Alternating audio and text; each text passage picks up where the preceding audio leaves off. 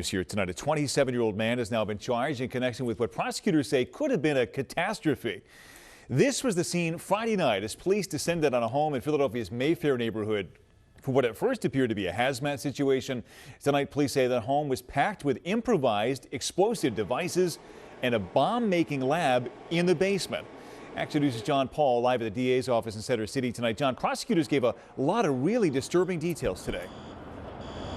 Yeah, Brian, they did. We also learned that this guy was out on probation for having been arrested for having explosives in the past. And tonight, he's charged with having weapons of mass destruction.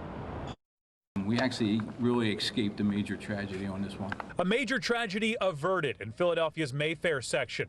Chopper 6 captured the huge response on Friday night after smoke was seen coming from a row home on Montague Street. It soon became apparent there was much more going on here. Investigators say they found 50 pounds of highly volatile explosives in the basement. You would have lost the entire block at a minimum, so it was an extreme hazard to everyone on that block. That revelation left neighbors stunned. Just scary that to live around people who could be doing some dangerous things like that. According to investigators, improvised explosive devices were being manufactured in a makeshift lab inside the row home in the middle of the block. He clearly knew that he was engaging in dangerous illegal activity, that a fire led to his lab's discovery rather than a blast that leveled the building was fortunate.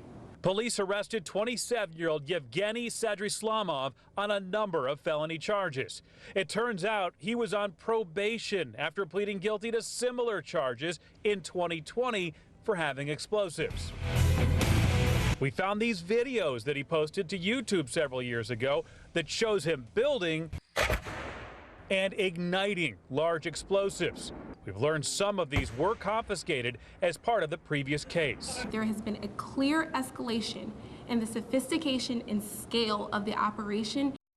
Now, of course, the big question tonight, why was he building these improvised explosives in his basement? We asked investigators that today. They would not get into a motive, but they did say, Brian, that they're investigating every angle, and they'll get to the bottom of this. We're live tonight in Center City. John Paul, Channel 6 Action News. Brian? Okay, John, thank you. Well, Philadelphia police